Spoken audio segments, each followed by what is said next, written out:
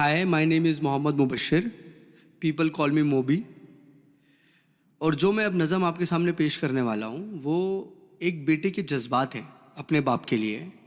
और मैं आपसे दरख्वास्त करता हूँ कि आप मेरे लफ्ज़ों पे जाएं, ना कि मेरे अंदाज़े बयां पे।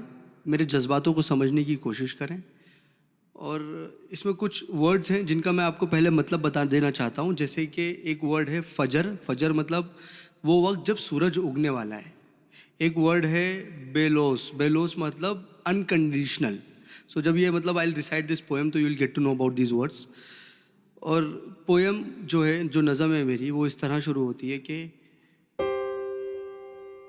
नन्ही सी आंखें और मुड़ी हुई उंगलियां थी, ये बात तब की है जब दुनिया मेरे लिए सोई हुई थी। नन्ही सी आंखें और मुड़ी हुई उंगलियां थी, ये बात तब की है जब दुनिया मेरे लिए सोई हुई थी। नंगे से शरीर पे नया कपड़ा पहनाता था, ईद वीद की समझ ना थी पर फिर भी मेरे साथ मनाता था। घर में खाने के वांदे थे पर एफडी में पैसा जुड़ रहा था, और उसके खुद के सपने अधूरे थे पर मेरे लिए बुन रहा था। ये बात तब की थी जब दुनिया मेरे लिए सोई हुई थी। वक्त कटा, साल बढ़ा, पर तब भी सब अनजान था, मैं फिर भी उसकी जान था। बिस्तर को गीला करना हो या फिर रातों को रोना, एक बाप ही था जिससे छीना मैंने उसका सोना था। सुबह फजर तक गोदों में खिलाता, झूलों में हिलाता, फिर दिन में कमाता, शाम में चला आता, कभी खुद से परेशान, कभी दुनिया का सताया था। एक बाप ही था जिसने मुझे रोते हुए हंसाया था। अल्फाजों से तो गूंगा था मैं, पर वो मेरे इशारे समझ रहा था। मैं खुद इस बात से हैरान हूं आज कि कल वो मुझे किस तरह पढ़ रहा था।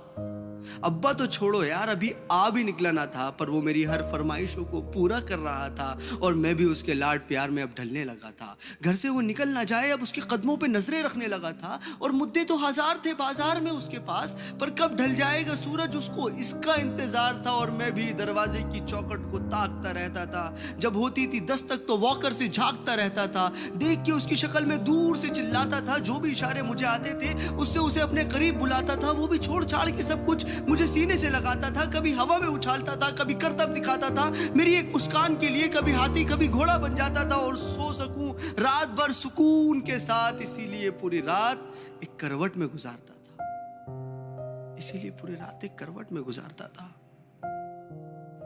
पर वो बचपन शायद अब सो चुका था, और मैं जवानी की दहलीज में कदम रखने लगा था। उसकी कुर्बानी को उसका फर्ज समझने लगा था।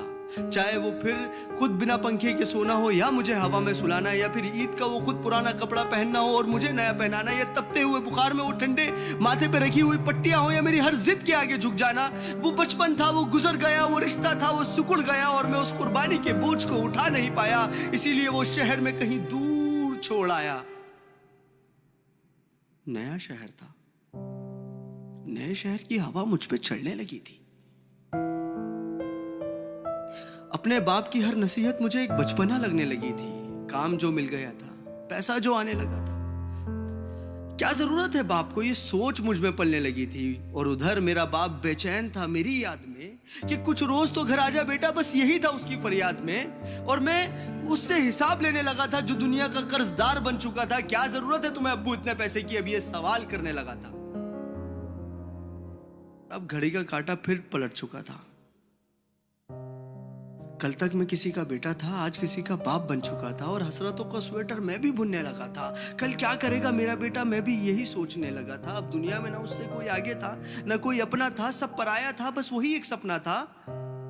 तब मुझ में एक जज्बात उमड़ने लगा था, जिस जज्बात से मैं हमेशा अनजान था कि कल क्या गुजरी होगी मेरे बाप पे। अब मुझे ये समझ आने लगा था, बेलोस मोहब्बत की मूरत होता है बाप, जो लफ्जों में ना बुना जाए और कलमों से जो ना लिखा जाए, वो होता है बाप। जो रोते हुए को हंसा दे और खुद को माजूर बना के तुम्हें खड़ा कर दे, वो होता है बाप। और ये एक मैसेज पूरी आवाम के लिए कि एक रोज तुम्हें एहसास जरूर होगा कि मसरूफ तुम थे, उम्र दराज वो होगा। एक रोज तुम्हें एहसास जरूर होगा कि मसरूफ तुम थे, उम्र दराज वो होगा। जिसकी उंगली का सहारा पकड़ के चला करते थे, आज वही छड़ी का तलबगार होगा। और जिसके सदके में जी रहे हो आज, कल वो ना रहे तो क्या होगा। पर अभी वक्त बचा है कुछ खास तुम्हारे पास, तब तक जब तक बाप का साया तुम्हारे साथ होगा और जन्नत के तलबगार हो तो सीने से लगा लेना, क्योंकि वही कल जन्नत का सरदार होगा। सब गिले शिकवे मिटा के चिपक जाना उसको, क्योंकि आज तो बाप है पर वो कल तुम्हारे साथ ना होगा, वो कल तुम्हारे साथ ना होगा। और मैं इस नज़म का कोई नाम रख नहीं पाया क्योंकि मैं बाप को एक लफ्ज़ में बता नहीं पाया। Thank you.